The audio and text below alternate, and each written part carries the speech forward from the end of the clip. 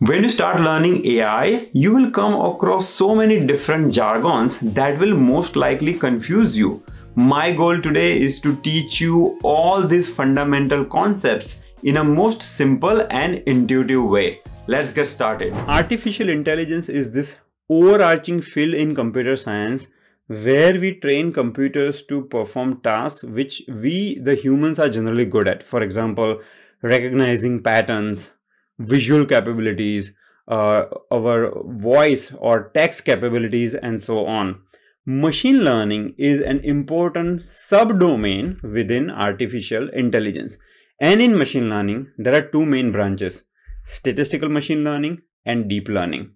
In statistical ML, you will see all these statistical algorithms such as linear regression, decision tree, k-means, etc. that you use for tasks such as classification, regression, etc. We'll talk about those tasks more in detail going forward, but these are some of the algorithms that comes under statistical ML.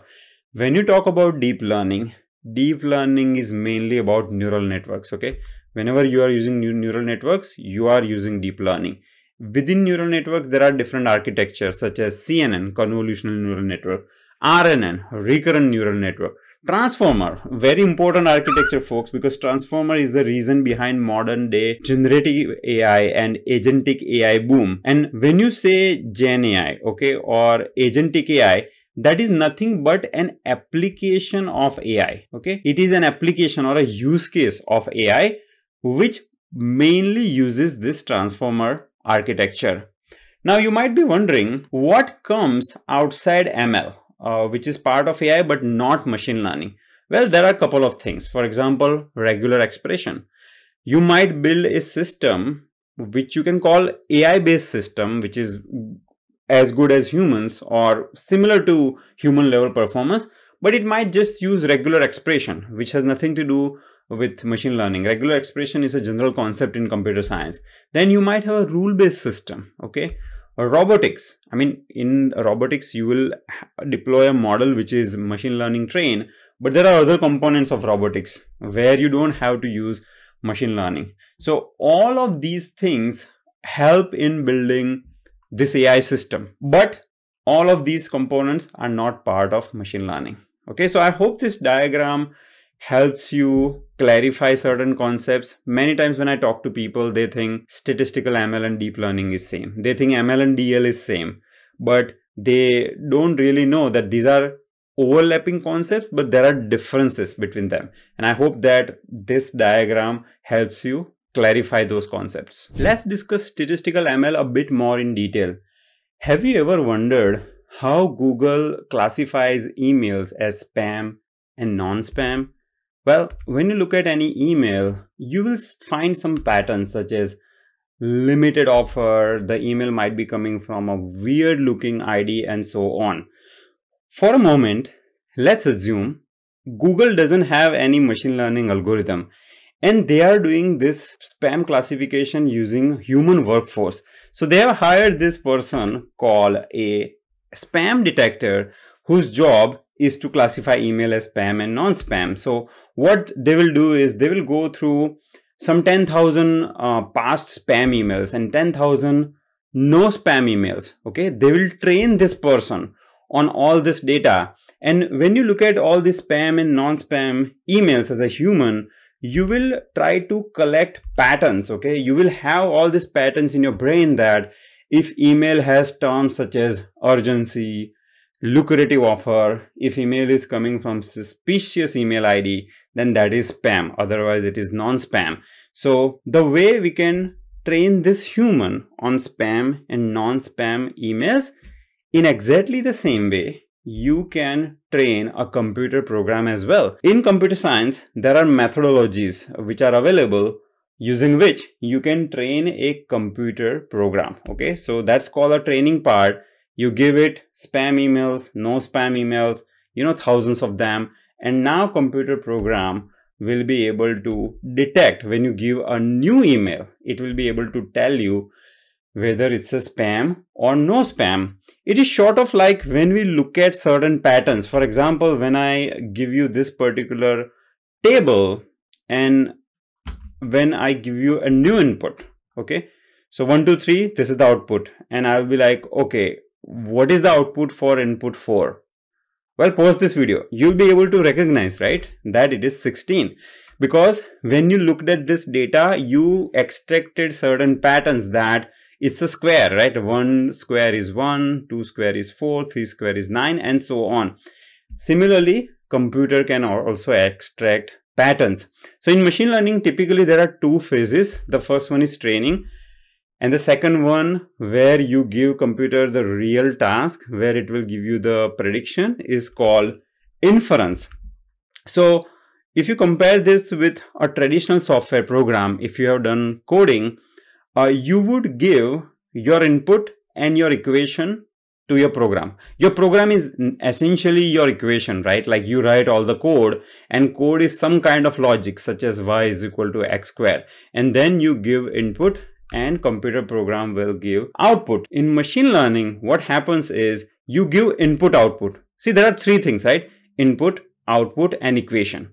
So here in traditional software program, you give input and equation and it gave you output. In machine learning program, you give input output and it will derive equation. It will derive the patterns, and then it will come up with this kind of logic that this is the common pattern that I have observed. And that equation, you store it in a model. So when they say machine learning model is nothing but it has some kind of equation, some kind of logic in it, and you can save it on a disk. So to talk in generic terms, traditional software program takes input and logic and it will produce output, whereas machine learning, during machine learning training especially, it takes input output and it will produce logic. Now that is a training part, but during inference part, which is once the machine learning model is trained, you will give a new input to that model and it will give you the output. So you have to remember this particular diagram.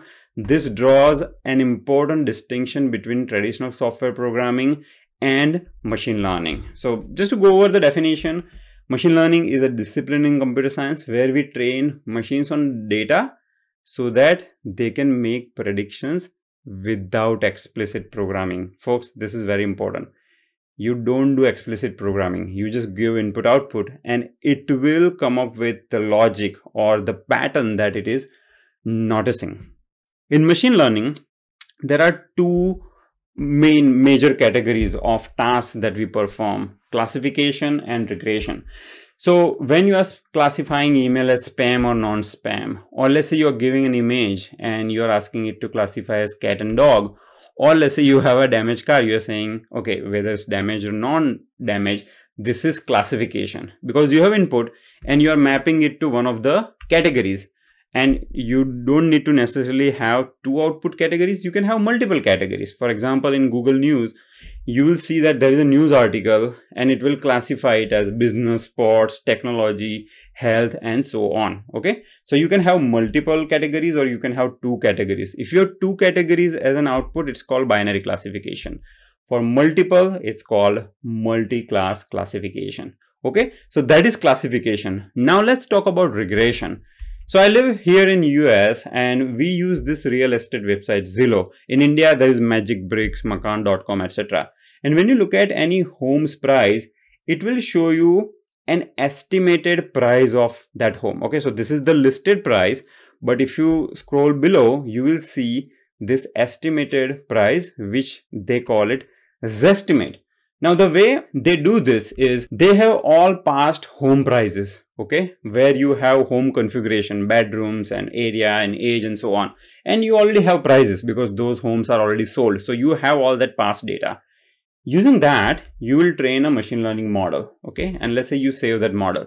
Now, when a new home comes, let's say when you list a new home, you're giving area, bedroom, age, etc. And that model will infer what should be the price. So let's say the price of this home should be 925K. Okay. So this type of problem is called regression because you don't have a fixed categories where you are mapping your input. Okay. Your output basically can be any number. The price can be 925K, 923K, 921.45K. The possibilities are so wide. In case of classification, you have discrete possibilities. You have fixed class labels, okay? Let's say 2 categories or 4 categories, spam, non-spam, etc. Whereas here, it's a number. So this is called regression. Okay, so classification and regression are 2 major category of problems that we solve using machine learning. And here I have listed a few of these problems. Okay, now whenever you have training data, which is input output pairs, okay, if you think mathematically, then this input, okay, this input is called X and this output is called Y. So this is X and Y pair, right? So this is X, this is Y. Here again, this entire thing is X and this is Y. So whenever you have this kind of labels, it is also called labeled data. Okay, this category of problems is called supervised machine learning. There is another category called unsupervised machine learning. See, in supervised machine learning, you have to prepare all this data. You have to go through all your past emails, tag them as input output. So there is a labeling effort here. But what if you have huge amount of data and you don't want to label it and you just want to do something good out of it? Well, that's unsupervised learning. So let me give you an example. Let's say you have a kid who is playing with all these toys. So if you have a kid in your home, you know what happens when they're done playing with the toys. It's a mess, you know, on the floors you see all these toys. Now you can ask your kid to put these toys into separate buckets. So you can have a bucket for a doll, you can have a bucket for a car, truck, and so on. And you can instruct your kid to classify these things into 3 categories. Okay, that will be supervised machine learning. But what if instead of giving these fixed buckets, you give them only 2 buckets and you say, okay, just categorize them. You're not telling the kid how exactly to categorize. You're just saying, notice the patterns and somehow categorize them into 2 buckets. Well, the kid who is in, let's say, 6th or 7th grade has developed enough cognitive abilities that they might classify them by color. They will put all red color toys in one bucket, blue toys into another bucket. Or they might put all cars in one bucket and trucks in one bucket, or all bigger toys in one bucket, smaller toys in one bucket. Okay, so this type of problem solving is called unsupervised learning, because you're not supervising your kid. You're not saying, hey, do this and that. They are just using their brain. They are noticing some patterns and they categorize them as per that patterns. Unsupervised machine learning is pretty useful in the industry. In my own company, Atlic Technologies, we use OneDrive to upload all kind of documents, legal documents, client requirement documents, invoices, and so on. And while we have separate folders, you know, sometimes we have around 55 people, so they just put things in different buckets. So to solve that, what we can do is we can use this concept of clustering. So clustering is a technique that comes under unsupervised machine learning, where you notice patterns. For example, in legal documents, you will have certain type of words or certain format. Okay, so you notice patterns and you try to put them in a different bucket. Okay, so that is called clustering. When I was working at Bloomberg, we used unsupervised learning for a different purpose. So we had all these earning estimates. We will first cluster them, and many times we will notice all these data points, see, which do not belong to any cluster, and we will mark them as outliers.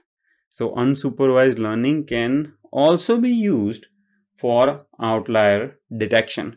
And at that time, we used an algorithm called dbScan. There is another algorithm called k-means. Okay, so dbScan, k-means, hierarchical clustering, all these are unsupervised machine learning algorithms, whereas random forest, XGBoost, decision tree, linear regression, there's an entire list. I'm just showing few of them.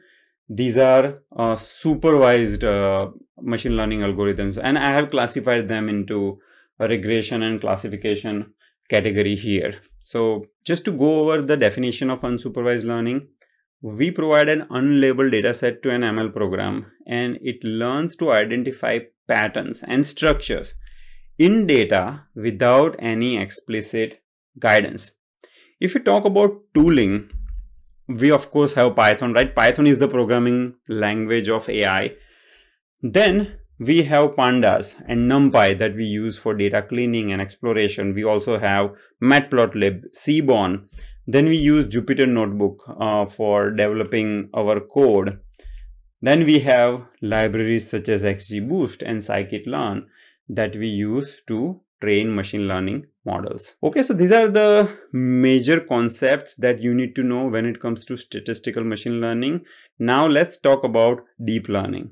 We previously saw that you can solve a variety of problems, such as classifying if the transaction is fraud or not, or classifying if the image is cat or dog.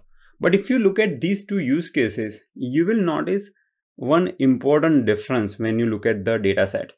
The first use case is structured data. The second one is unstructured data.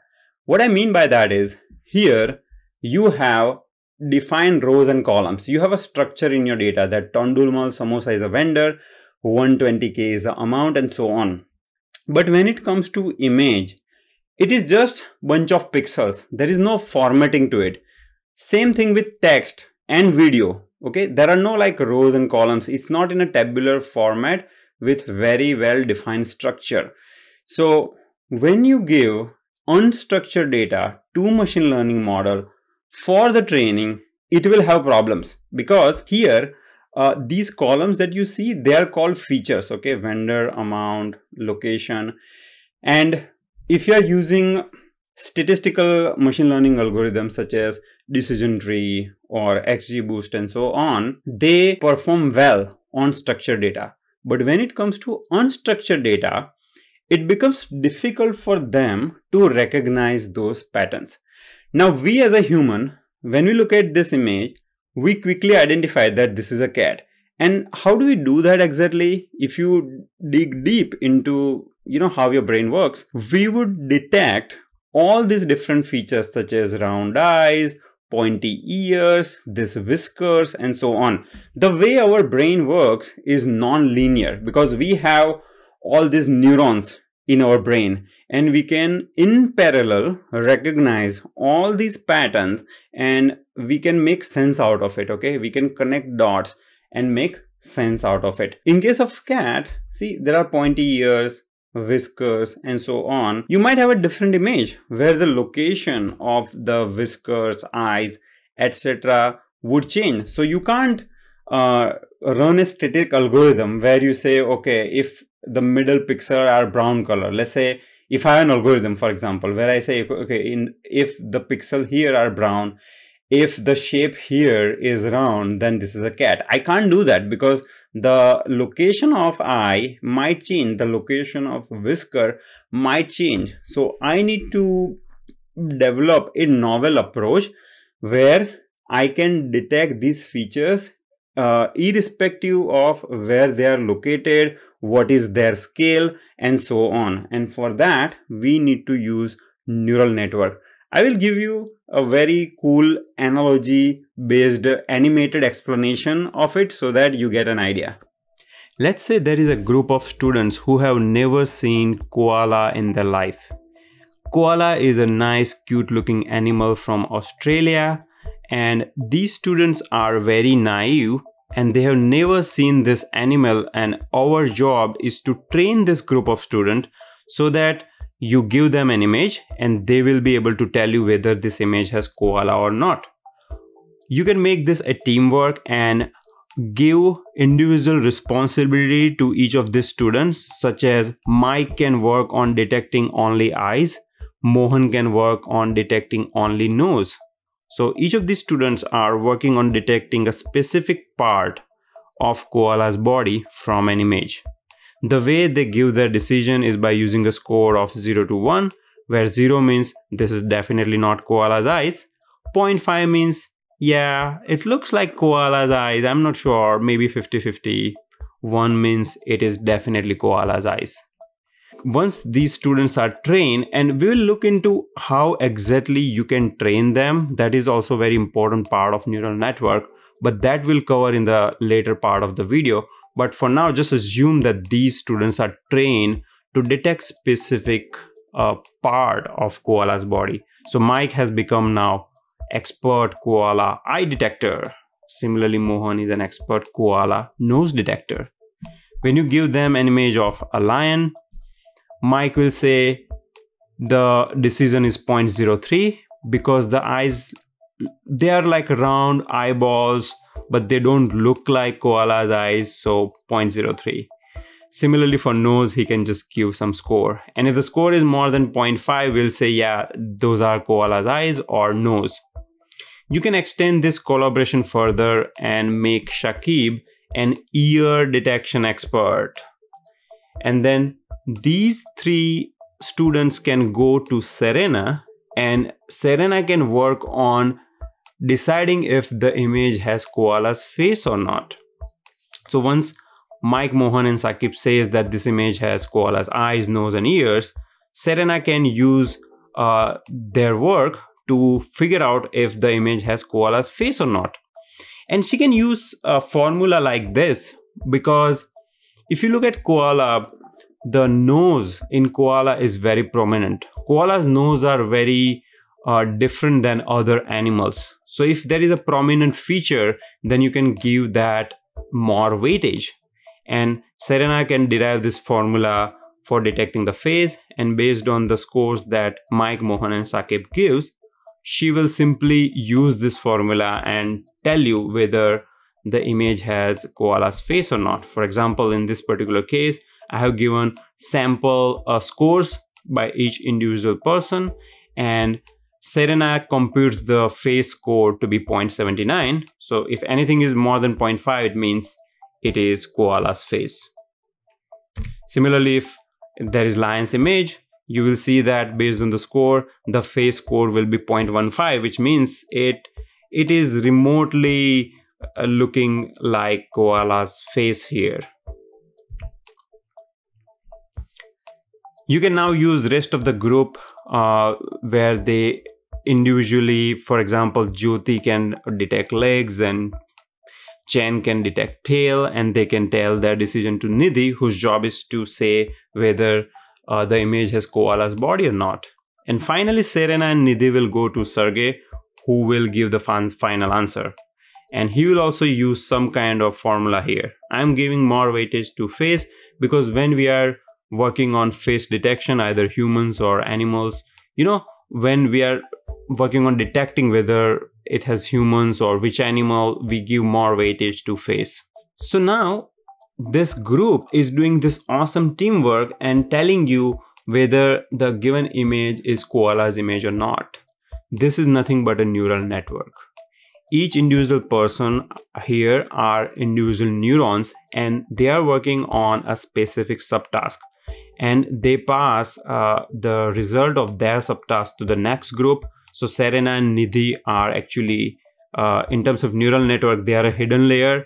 Mike, Mohan, etc., they are forming the input or the first layer, and Sergey is the output or the last layer. So this is a neural network. It's a trained neural network. Now, the most important thing about neural network is how do you train it and how do you detect these features?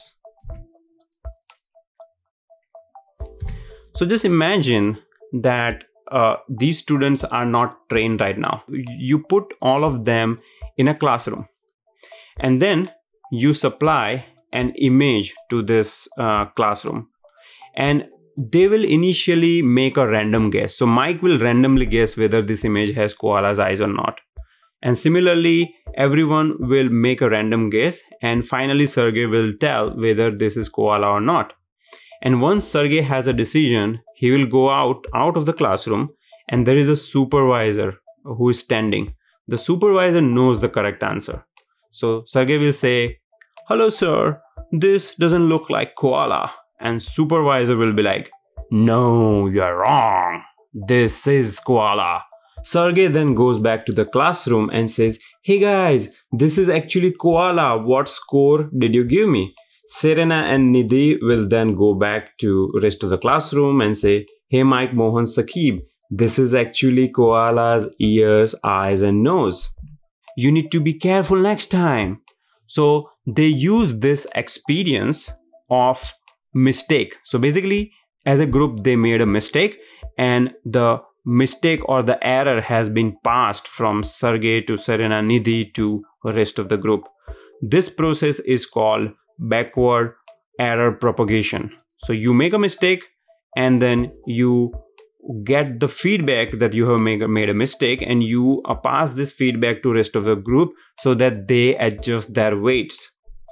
You can take n number of koalas images and repeat the same process. So the same process is repeated where you make a random guess.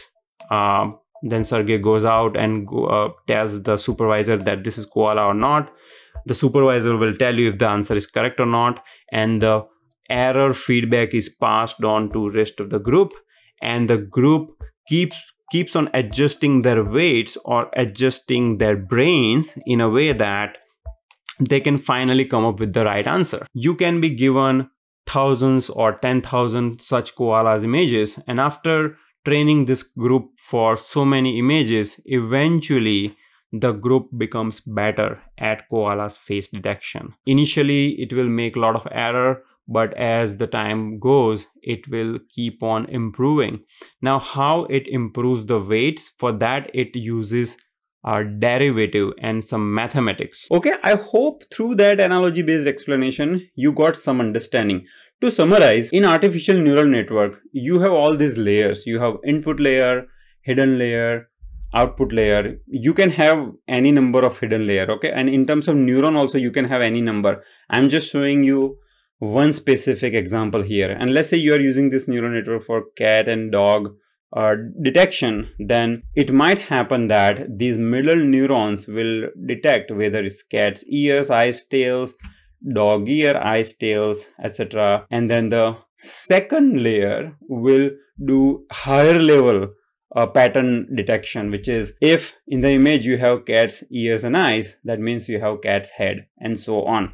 I'm just giving you an easy explanation so that you understand it easily. In real life, the kind of features that neural network detects will be little different, okay? It won't be like exactly like cat eye, cat ears and so on. It will be different, but you can use this explanation to get your concept clear. So now what happens is this sort of becomes more like a Google map. You want to travel from Delhi to Bangalore and you have all this map, but you will take a specific route. So in a trained neural network, when you give an input image, it will activate certain paths. It's like when you in a Google map, when you say Delhi to Bangalore or you say New York to Washington DC, it will activate certain paths or routes. So same thing will happen and it will lead to a decision. This green arrows will lead to a decision that it's a cat or it's a dog. So the definition of deep learning is that it's a machine learning technique that uses neural networks to learn from large amounts of data. Usually in deep learning, you need large amount of training samples, okay? So it learns from large amount of data, mimicking the human brain's ability to recognize patterns and make decisions. And see, it won't get everything right all the time. I see this picture all the time in social media where your neural network gets confused between Chihuahua and Muffin. But as a human also, right, when you look at this image, you might get confused whether it's a dog or it's a cupcake. Anyways, so that is deep learning. Now you might have a question. Deep learning versus statistical machine learning. When should I use what? And folks, many times when people say ML, they actually mean statistical ML, okay? So they don't always say statistical ML, okay? So that's why I have DL versus ML. So when do you use what? Well, there are few criteria you need to look at. Let's say you start working on any AI project and now you want to figure out, should I use statistical ML or deep learning? You have to look at bunch of parameters. Number one, features. If you have simple features, let's say structured data, tables, use statistical machine learning. But if you have complex features, images, videos, and so on, use deep learning. Having said that, this doesn't mean that you can't use deep learning for structured data. I have seen problem statements where you have huge amount of structured data and people still use deep learning. So you have to use these loose guidelines, and then you have to experiment to see what approach gives you the best performance. The second criteria is, of course, we talked about it, right? Like structured versus unstructured data. And in unstructured data, you get videos, audio, text, images, and so on. Then comes data volume. If you have a huge number of training samples, usually deep learning will perform better. Okay, so these are the criteria that you use to choose between statistical ML versus deep learning. Now let's discuss different types of neural network architectures. The architectures are similar to your home architecture. Like you can have a wooden home, concrete home, metal glass home. Similarly, neural network can have different architectures. And I have outlined here 4 major categories. Now let's talk about feed forward neural network. This is like, you know, you have this juice machine for your fruits where you put fruits at one end and at the other end you will get the juice. So you are feeding information forward. There is no loop, nothing. Information goes from input hidden to output layer. Okay, so this is the picture of a feed forward neural network. A recurrent neural network is sort of like creating a soup. So you put some ingredient, then you test it.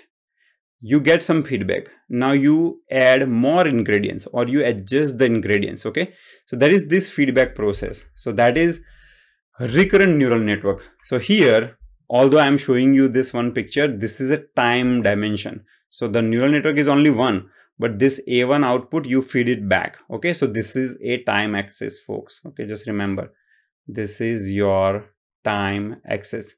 So you get the feedback, then you again give new input, you train the model, you again get feedback, and so on, sort of like preparing a soup. And the third, the most important architecture is transformer. I'm not going to go over transformer architecture here because it requires a detailed discussion, much more in depth, but this is the reason behind all the modern Gen AI and Agentic AI application. So when you're using ChatGPT to write a poem about samosa, you know, it writes this nice poem, and this kind of creativity is possible because of the underlying model. It can be GPT-4o, O1 mini, whatever. So that model is powered by transformer architecture. And GPT stands for generative pre-trained transformer. You see, this is a transformer. So transformer is a generic architecture, and GPT is an architecture which is derived based on transformer, or it is an approach that is derived based on transformer. So this diagram summarizes different architectures. Now let's look at the tooling for deep learning. So for the framework, there are 2 main frameworks: PyTorch by Meta, TensorFlow by Google. PyTorch is, by the way, more popular nowadays. TensorFlow gives you more fine-grained control, but PyTorch is more beginner friendly, more intuitive. And other than these frameworks, you need one very important thing, which is GPU. Okay, your hardware should be such that you can train a huge volume of data. Because remember, in deep learning, you have humongous volume of data. Let's say you have 10 million records. You can't train it on CPU. You need powerful GPU, which you can have it locally on your computer, or you can rent the GPUs out in the cloud. Okay, so that was all that you need to know when it comes to deep learning.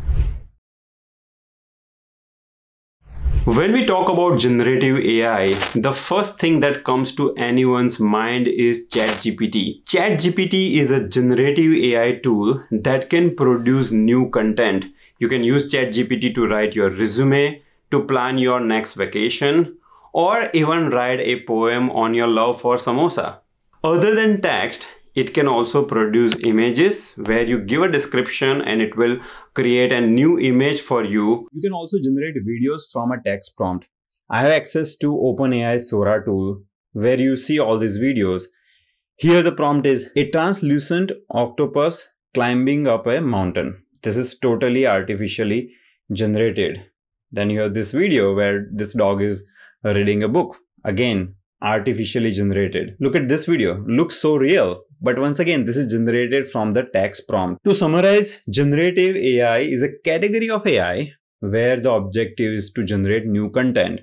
New content can be text, audio, video, anything. If you look at ChatGPT, behind the scene, it is using a model called GPT. And GPT has different versions, GPT-3, GPT-4, GPT-4o, and so on. Similarly, Meta has this open source model called Llama. So you can go to meta.ai and you will get similar experience as ChatGPT. The model behind the scene is Llama, which is an open source model. There are many companies producing all these models. For example, Google has Gemini. Claude is a model from Anthropic, which is a company backed by Amazon. So these are all text models. You also have models that can generate images from text prompt. And here OpenAI ChatGPT uses DALL-E model behind the scene.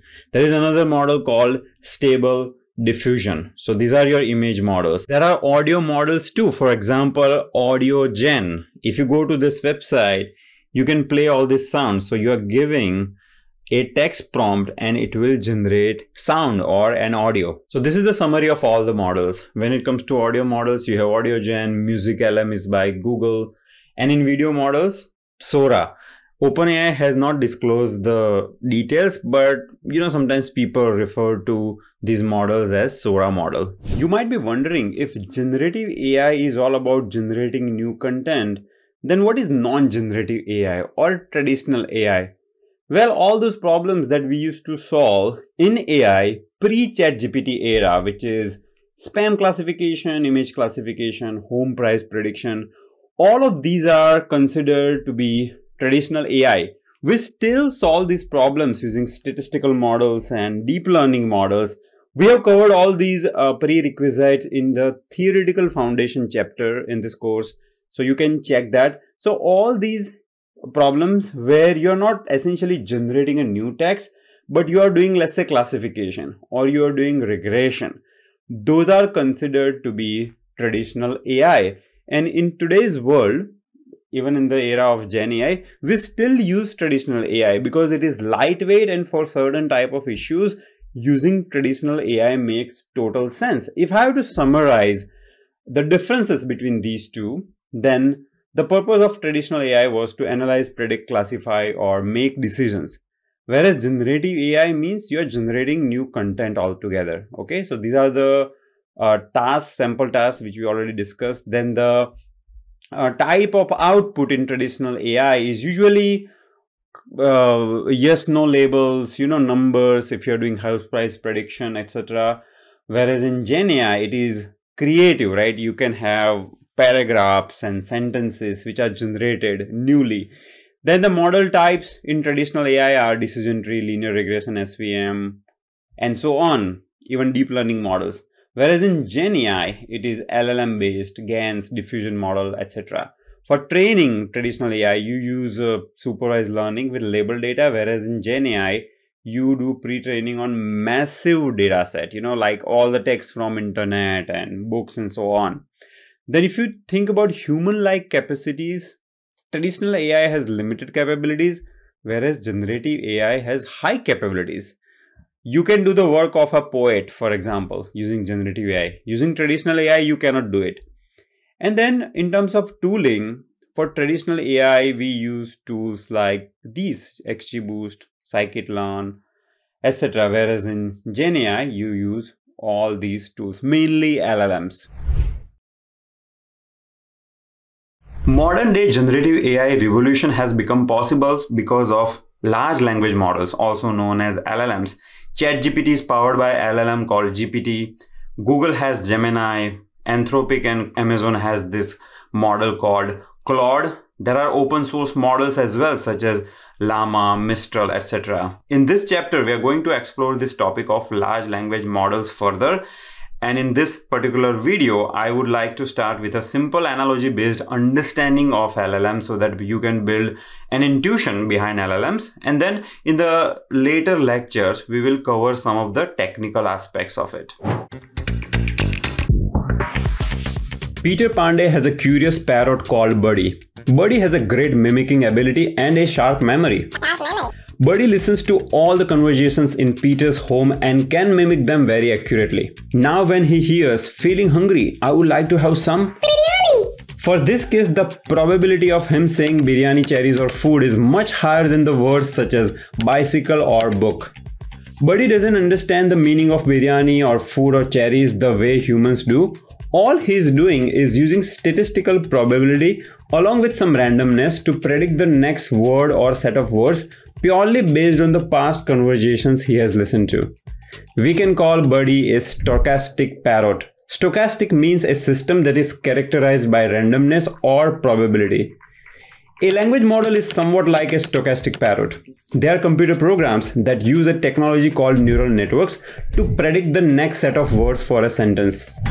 Just like how Buddy is trained on Peter's home conversations dataset, you can have a language model that is trained on, for example, all movie-related articles from Wikipedia, and it will be able to predict the next set of words for a movie-related sentence.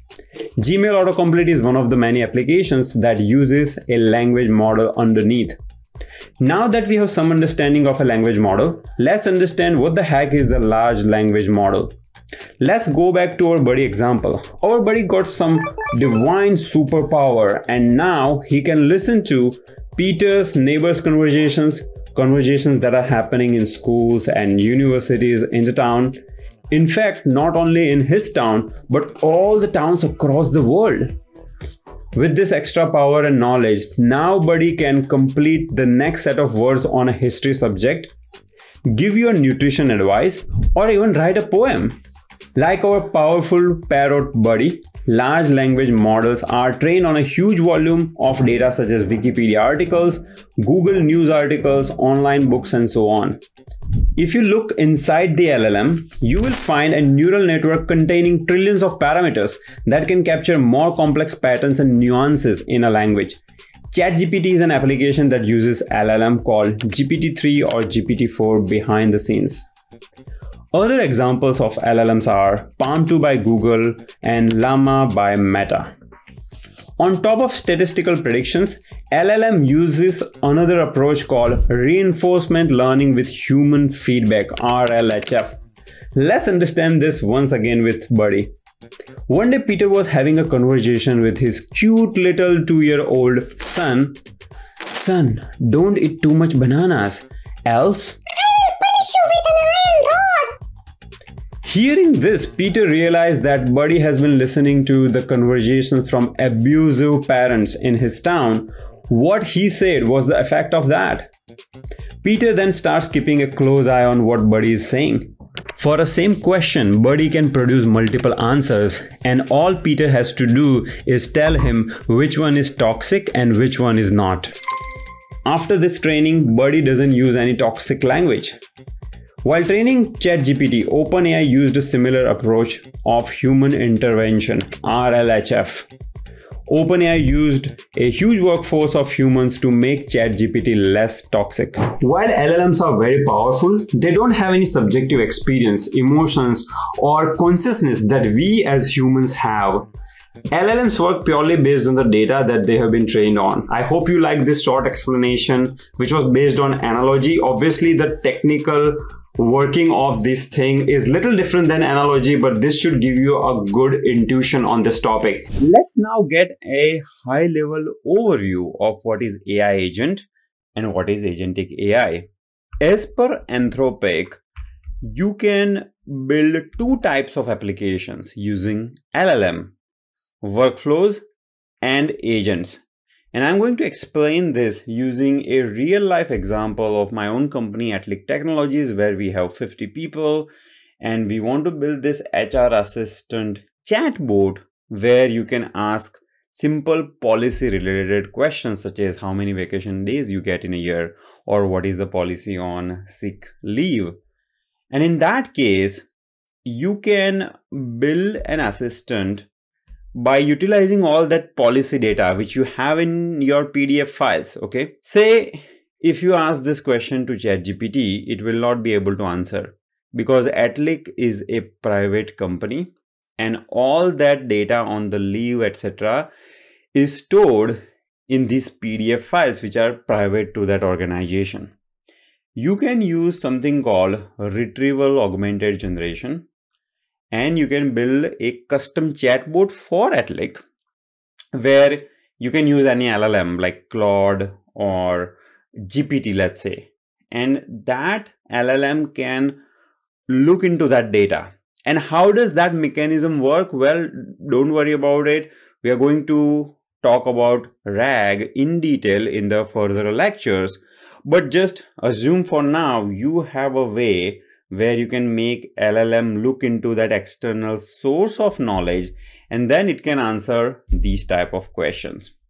This chatbot is workflow. It is not an agent. Let's add a little bit of more complexity where you as an employee can log in and you can say, okay, how many leaves do I have this year? And you can also apply for a leave through the chat itself, and it will actually perform that action.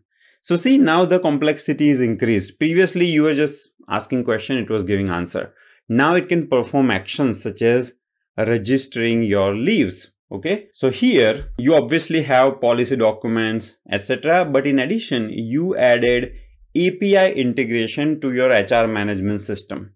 Let's say your HR management system has some kind of APIs and you hook these APIs to LLM.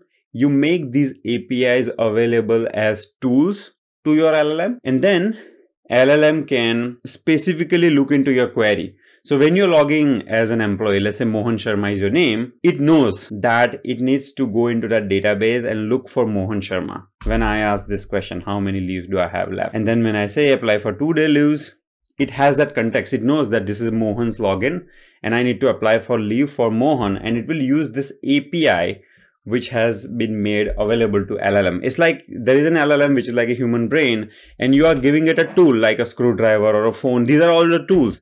So you can make all these tools available to LLM and build this chatbot. This is called tool augmented chatbot. See, if you increase complexity to this, you can call it an AI agent, but I'm not calling it an agent yet because this doesn't have autonomy. It is performing a very simple task. Okay, so we call it tool augmented chatbot. So the two use cases that we looked at, RAG system and tool augmented system, comes under workflow. But if you look at the AI applications or AI systems that you can build using LLM, then broadly they are divided into workflow and agent. And so far we have talked about is workflow. So let's look at agent now. Let's say you want your chatbot to handle even more complex questions such as prepare for Sarah's maternity leave, and it will do multi-step planning for it. Let's say new intern is joining. You'll say onboard the new intern joining next Monday. And see, it will create onboarding checklist. It will schedule welcoming meeting. It will send access request to IT department and so on. So if you think about this chatbot, what it is doing is it is taking the question which is onboard the new intern joining next Monday. Then maybe it is using a reasoning model to create a multi-step plan where the first step is you want to schedule a welcoming meeting, and it has access to Outlook. Let's say you have provided access to Outlook, and internally of course it is using LLM because when it sends that welcome meeting, it needs to have some text. So there is some generative AI, there is some generation part to it, and it is using this tool to send a welcome meeting. Then you want to create intern's profile in HR management system. So let's say this is your HRMS, right? HR management system, and this will create intern's profile in that system. Then it will create a IT help desk ticket to get a Wi-Fi credentials, email, Slack access. See, so it has access to all these tools. So when you're building this kind of agentic AI system, you provide access to all these tools, knowledge, memory, etc. And then it will use reasoning model to create a plan, and it will perform all these steps. The next step can be to order laptop and ID card. And once again, you have some kind of system, IT system that you're using. So at every step, you have some LLM which is doing some generation. It is extracting the details, and then it is accessing all these tools to perform the actions. So this is an agentic AI system, and this chatbot is your AI agent. So there are a few characteristics that you will observe here. The first one is goal-oriented planning. So previously, you were asking a simple question: how many leaves do I have left? It will say 7. Okay, what is a policy on sick leave? It will say XYZ. So it is simple Q&A, reactive. You're asking question, it is giving answer. Very, very basic chatbot. But here, it is agentic, where you're saying onboard the new intern. You're not giving detailed instructions on how to onboard a new intern. And then, so this one, the first thing is goal. Okay. So you gave it a goal and you gave it access to the tools. Okay. So these are all the tools and knowledge and memory, all these tools. And it will do multi-step reasoning, goal-oriented planning, and it will do autonomous decision making. So it is actually performing the actions. If you have a simple Q&A chatbot, it is answering a question. It is not doing the actual work. Here, it will actually schedule a meeting. It will actually create the IT ticket to order a laptop for the new employee, and so on. Okay. So these are the characteristics of an agentic AI system, and this chatbot, we call it agentic chatbot. This chatbot you can call agent as well. So AI agent and agentic AI is kind of, it's the same thing basically. There is subtle difference, which is AI agent can perceive its environment, make decisions, and take actions to achieve specific goal. So it is one component. But when you talk about agentic AI, it is a system where you have one or more advanced agents. That's the only difference. In agentic AI system, you have one or more advanced agents. And what is agent? Agent is something that can perceive environment. It can make decision and take actions. Of course, all of this is powered by LLM. Without LLM, you can't build this. Okay, so agentic AI is a system which has one or more AI agents, rather advanced AI agents which can do complex reasoning with autonomy. Autonomy means certain kind of freedom and certain kind of agency. Agency means it has that control, freedom to take an action. See, when it created that email or when it created that system in IT to order a laptop for a new intern, it had that freedom. It is not asking you every time. It will just do it. Okay. And it will reason through complex tasks and proactively take multi-step actions to accomplish goals without needing detailed instructions. See, this is important. You are just giving it a goal. It will figure out a plan and it will execute it. Now you can build AI agents through coding by using, there are a lot of frameworks such as Agno, Google Agent Development Kit. OpenAI also has a toolkit to build agents. OpenAI, it has a Python package and so on. You can also build agentic AI system using low code or no code tools such as N8N. Here is one workflow that I'm showing you in N8N. This is the name of the tool, where when a new employee is onboarding, you will trigger the workflow through some event, through some recurrent schedule, etc. And then you will have an AI agent. An AI agent has memory, it has chat model, which is LLM, it has tool and so on. And it will, let's say in this case, it is using Anthropic's Claude tool. It has a memory in Postgres. And then in terms of tool, it has access to Jira. So, in a software organization, when a new employee joins, you want to create their Jira account. Okay, you can have multiple tools. You can have a tool to order a laptop, you can have a tool to order multiple things, whatever is needed to onboard that employee.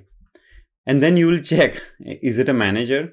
Yes, then you add them to a Slack channel which is specific to managers, or you add them to the Slack channel for individual contributors, and so on. This is just one simple example. You can have a much more complex workflow. N8N is a drag and drop tool. You don't have to do coding. You can integrate all these LLMs and build agentic AI system. So this is one example of agentic AI system. There are other low code tools such as Zapier and so on.